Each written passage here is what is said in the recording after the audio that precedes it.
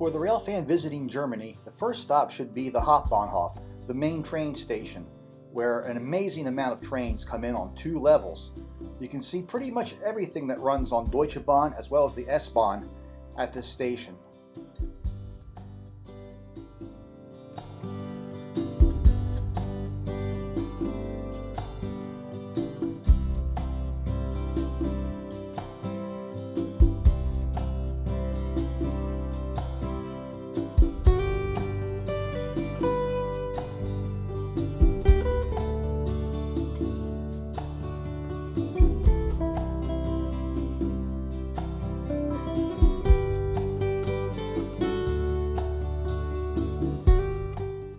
From the Hauptbahnhof, let's explore the many sights to see in the wonderful city of Berlin.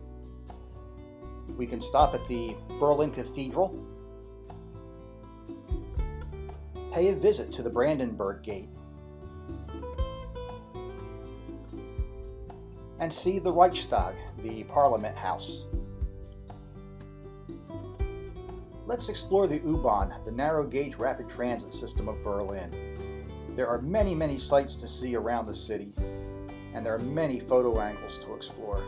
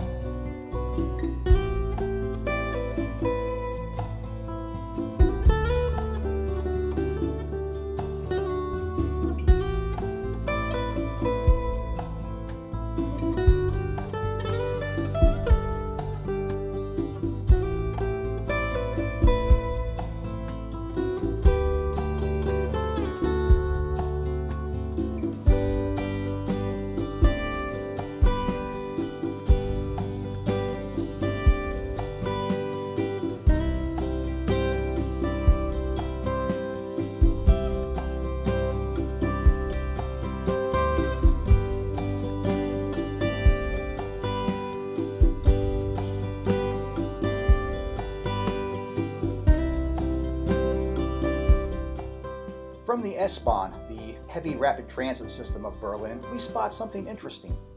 It's the Victory Column, which was built in 1873 to commemorate the Danish-Prussian War.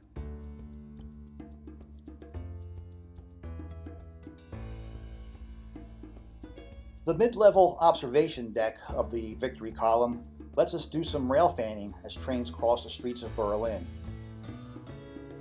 But there are even better vistas as we get to the top of the Victory Column, including looking at the Brandenburg Gate, and yes, spotting even more trains.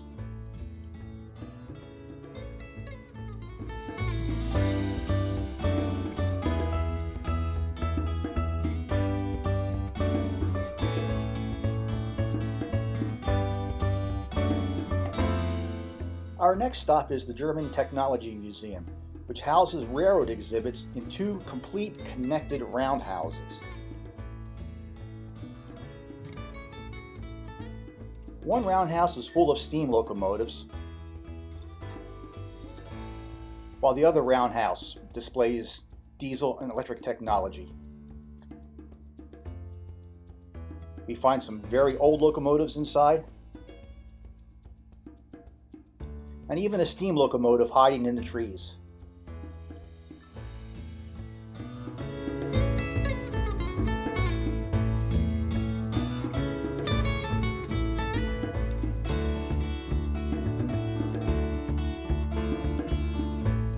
This is a Henschel-built experimental high-speed diesel locomotive.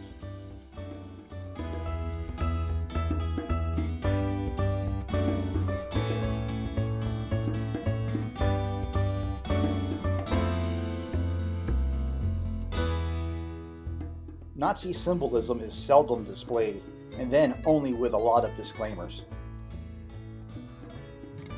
Before leaving Berlin, we'll take one last look at the trains and trams around the city.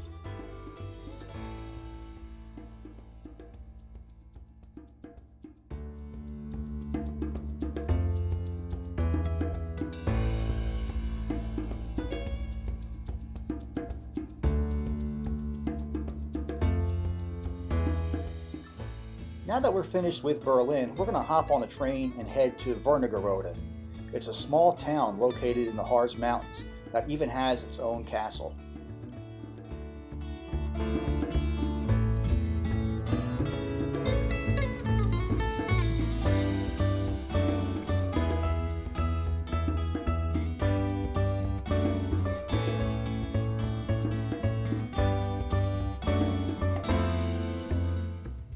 The real reason we're in Wernigerode, however, is to visit the Harz Mountain Railway. It's a mountainous railroad that features 210-2 tank engines climbing the hills up to the Brocken, the highest point in the Harz Mountains.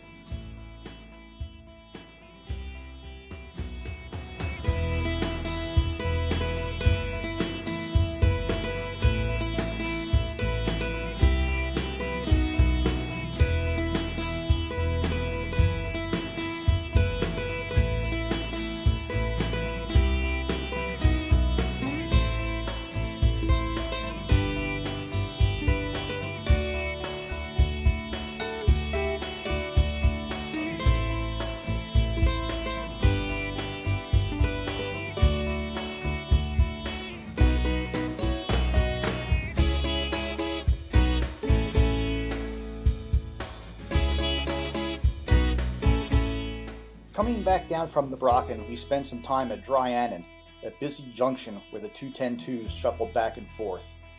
From here, it's back to Wernigerode for the night.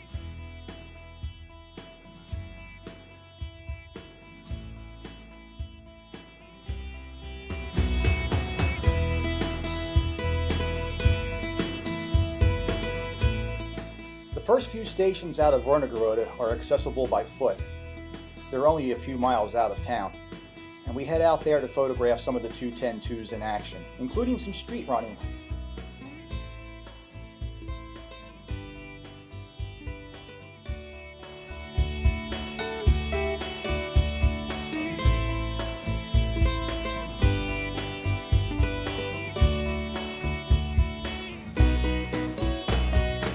The Harz Mountain Railway also has some rail diesel cars. And while we're in Wernigerode, we see the diesel multiple unit cars of Deutsche Bahn, as well as the Harz Elbe Express go through town.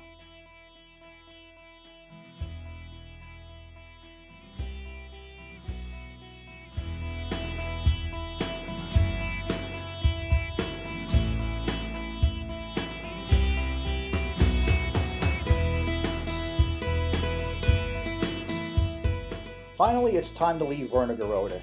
We hop on a blue diesel multiple unit car of the Harz Elbe Express and head back to Berlin.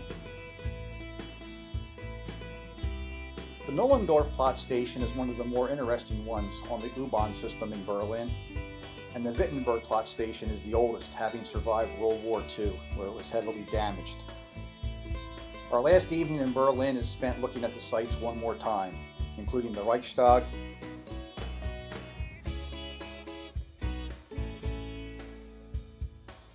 and we head over to the Brandenburg Gate to say goodbye to Berlin.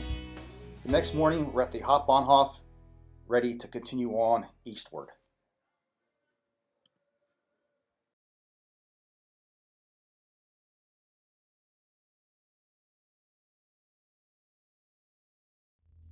We detrain in Zabosnik, Poland, where outside of the station we find a small steam locomotive on display. From here, we head by car to the town of Wolsten for the night.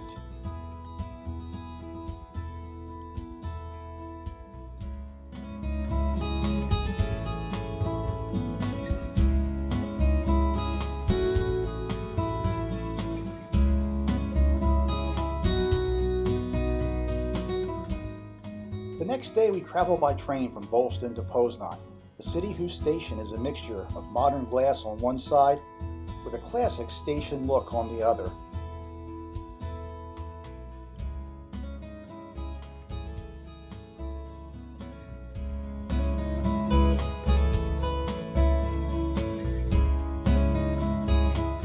From the station we head out by foot and tram to explore the fascinating city of Poznan.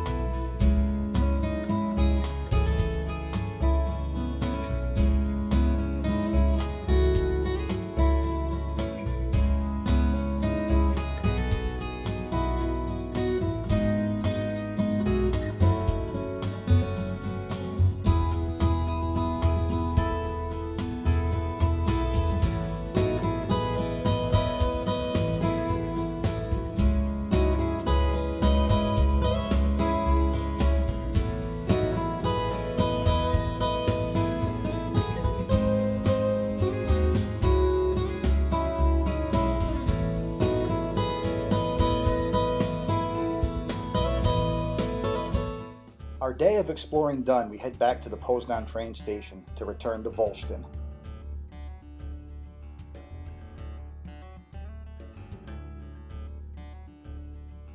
Another day trip is in store as we travel from Wolsztyn to Leszno by train.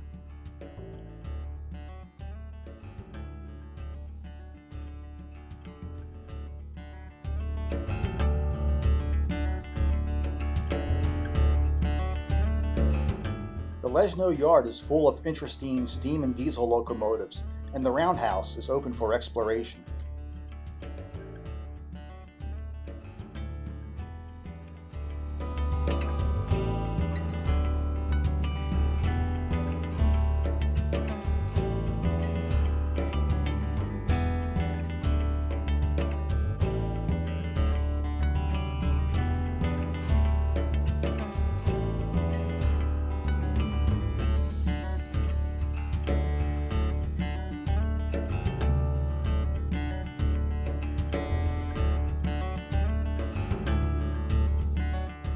After a pleasant lunch on the town square, we head back to the station for our return trip to Wolsztyn.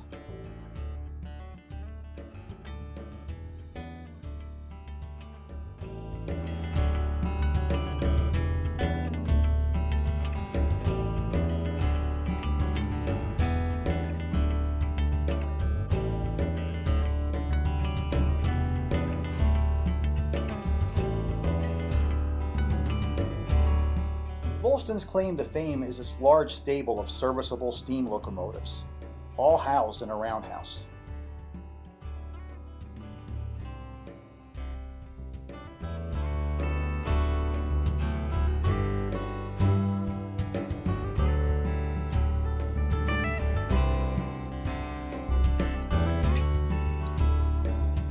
We leave Wolsztyn on a fan trip powered by this 462 locomotive. The trip takes a triangle route from Wolsztyn, eventually winding up in Leszno.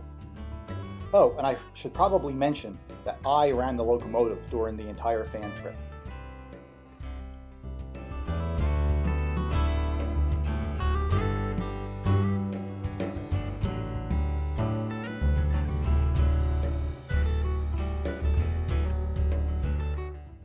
From Leszno, we ride an inner-city train to Warsaw, getting there after dark.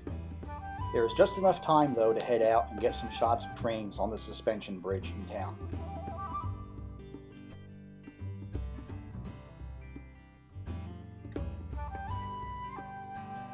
The communist-built Palace of Culture and Science is not very popular among the people of Warsaw. However, from the top level, it does provide great views of the trams that go through the city.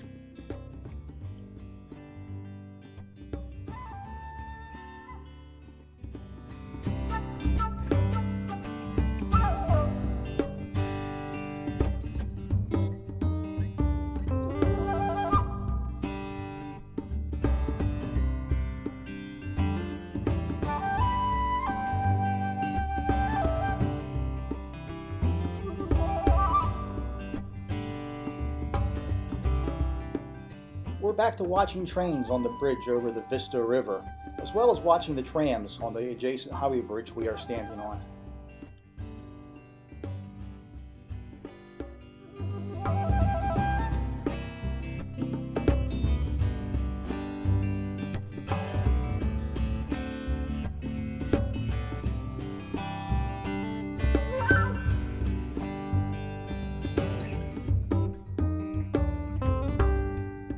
We hop a tram to Warsaw Old Town, which, as the name implies, is the oldest part of Poland's capital city.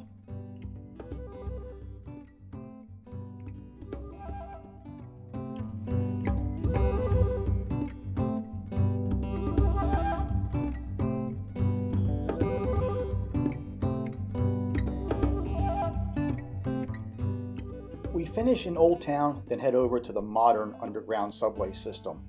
Our time in Poland is over, and it's time to continue east.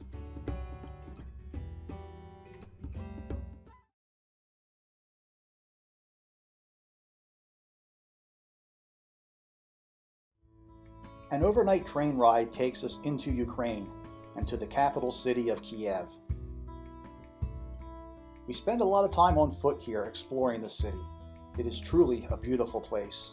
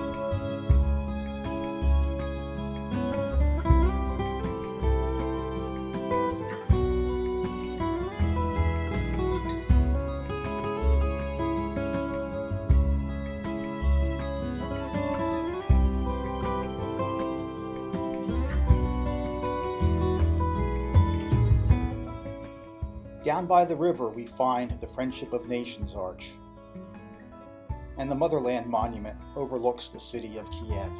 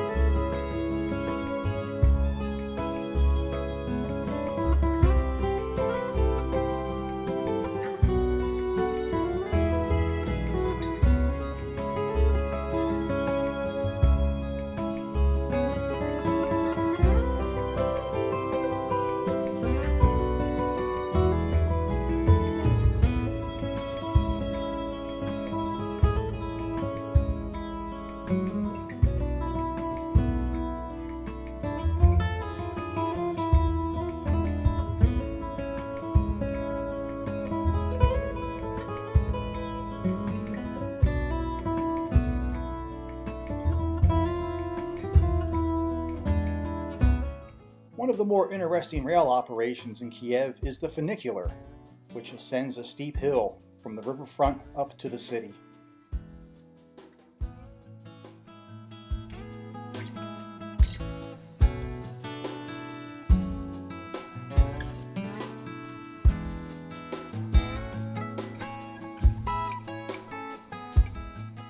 Kiev's train station hosts a small railroad museum.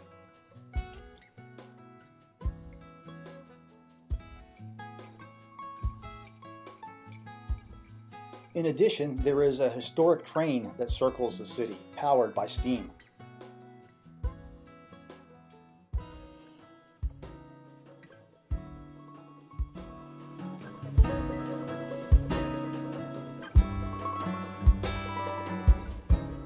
Kiev also has a rapid transit system.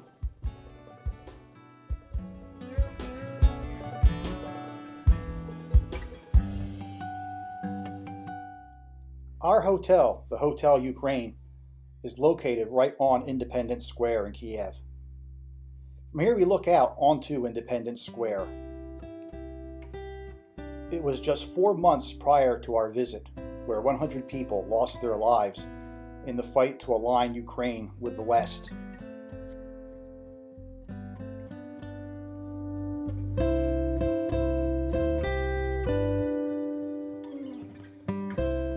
The Culture Center has been taken over by the protesters.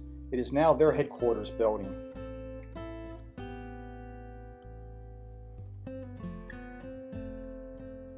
Independence Square is part military base, part carny show, with armed protesters mixing in with tourists and photographers. Still, the sense of recent history is just overwhelming here.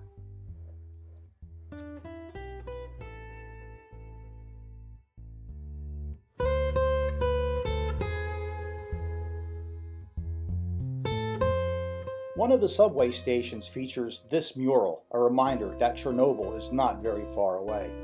Indeed, in Kiev, there is a museum dedicated to the Chernobyl disaster that happened just a few hours north of the city.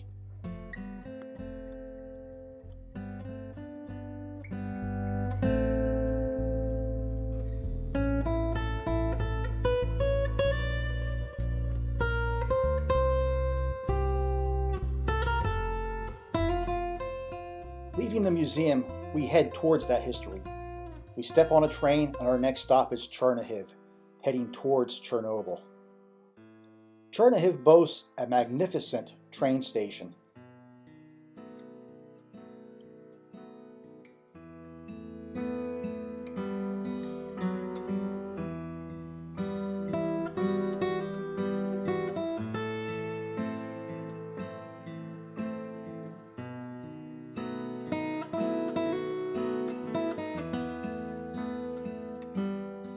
A walking tour of town shows just how beautiful Chernihiv is.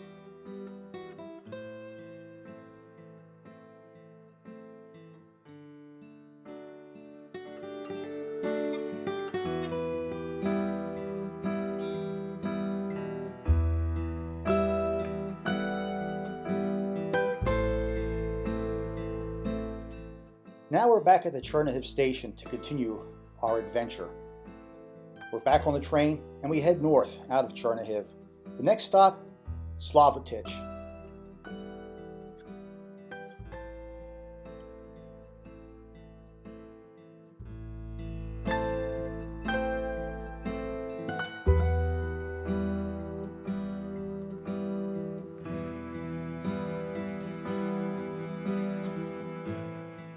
Looking out the windows of the train station, Slavutich just looks bleak. And once outside, there is a reminder right there of Chernobyl. Radiation is constantly monitored in this city.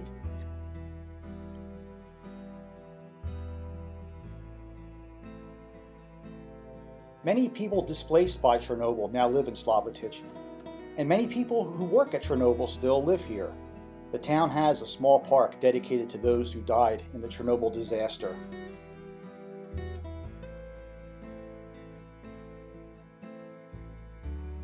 The White Angel overlooks the town park. And there is a museum here as well that chronicles the Chernobyl disaster.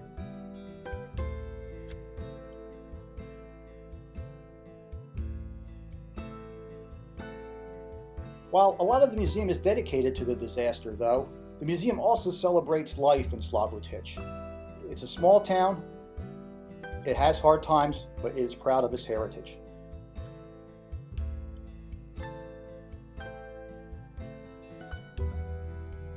Nighttime finds the town streets empty, but still the White Angel looks out over the city.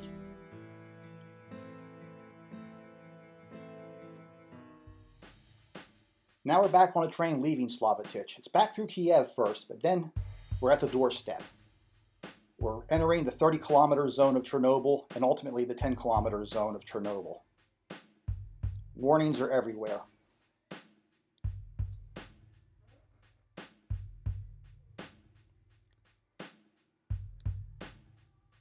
Chernobyl is still an active town. Here's the town church, but a park in town commemorates what has been lost. Each sign is for a village that is no longer there, wiped out by the Chernobyl disaster.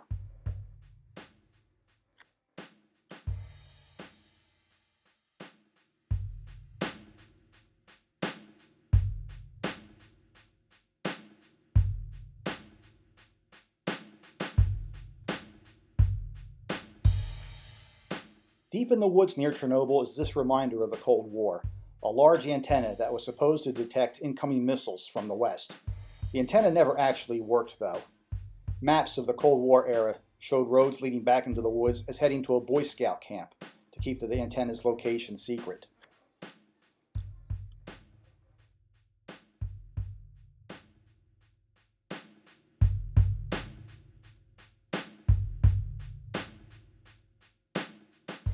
Now we're at the doorstep of history, the reactors of Chernobyl. To the right of the smokestack is reactor number 3. To the left, the damaged reactor number 4, the one that almost brought radiation to Europe. We can get within a quarter mile of number 4, encapsulated in its tomb of concrete.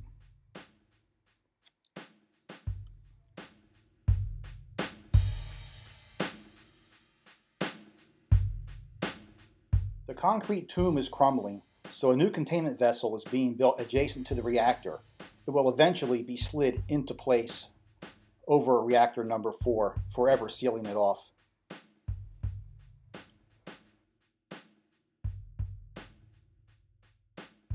Nearby is reactor number 5, never completed after the accident. We have a chance to actually walk inside the cooling tower that would have supported reactor number 5.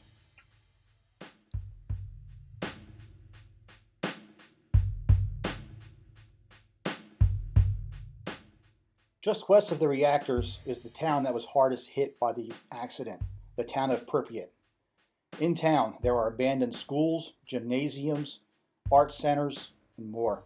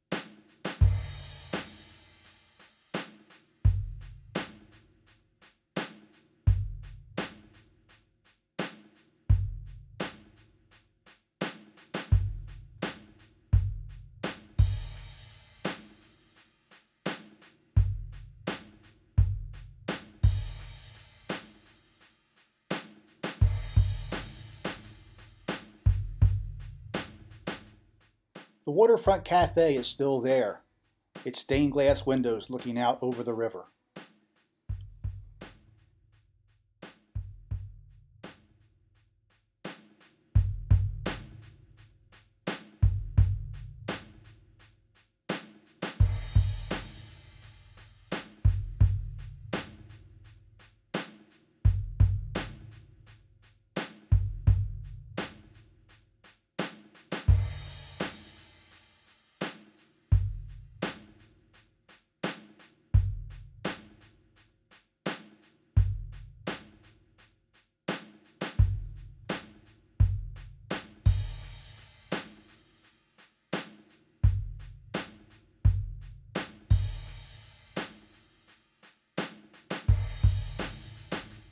Exploring the apartment buildings, we find that at least one resident of Pripyat was a model railroader.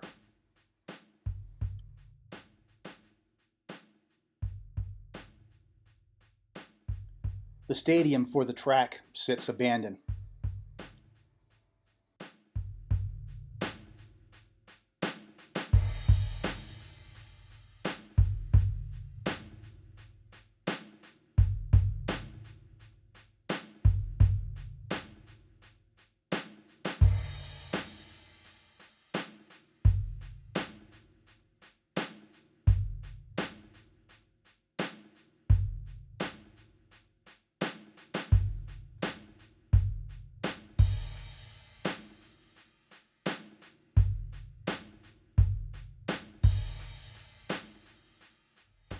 It appears that railroads are part of the curriculum in the school.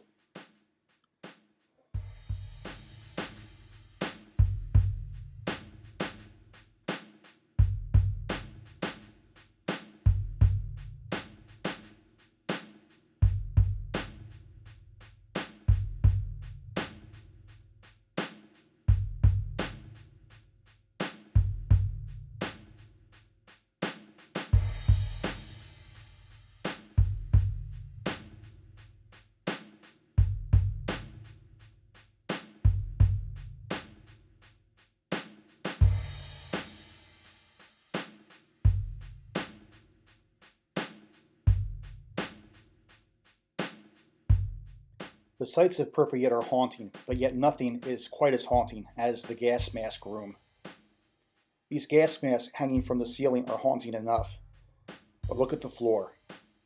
It's just littered with gas masks.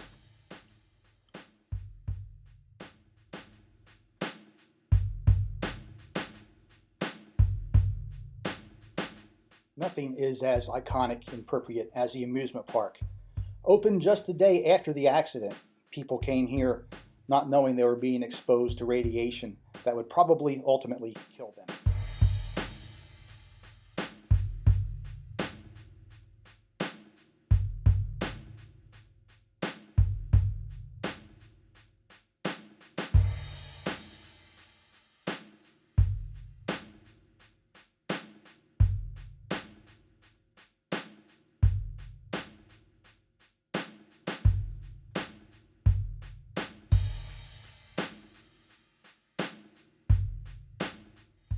With so much history around, it's easy to forget about the railroads again. However, they are still here. The train station in Chernobyl is not much to look at, but yet workers arrive here every morning and leave every night, working on either the containment vessel or still cleaning up reactor number 4.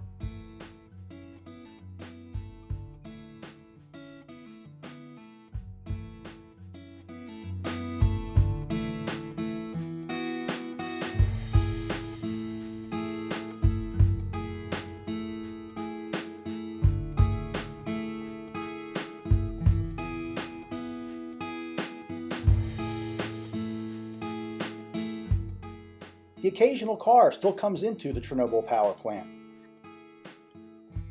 This long bridge leads out of Chernobyl, passing into Belarus before getting back into Ukraine again and eventually winding up back at Slavetich.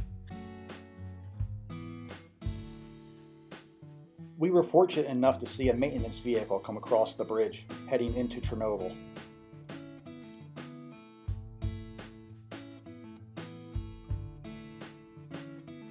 Behind this train station, now used by a heavy equipment contractor, is a rail yard.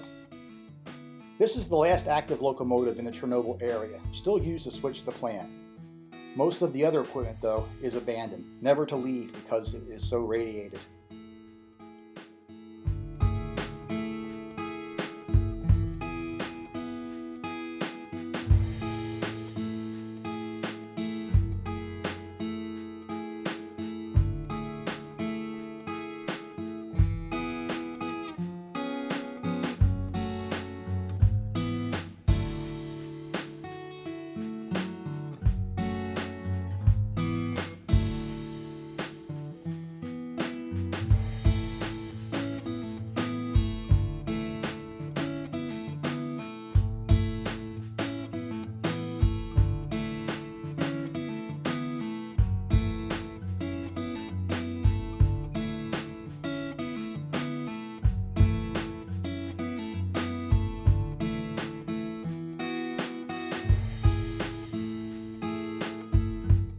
From the top of a 17-story apartment building, we get one last look at Pripyat, and off in the distance we see the new containment vessel, and beyond that, reactor number 4. Now it is time to head back to the train station in Kiev for one final night before heading back to the United States.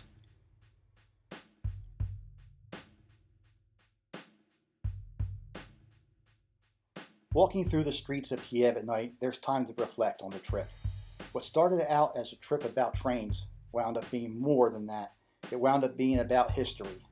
History that occurred during my lifetime.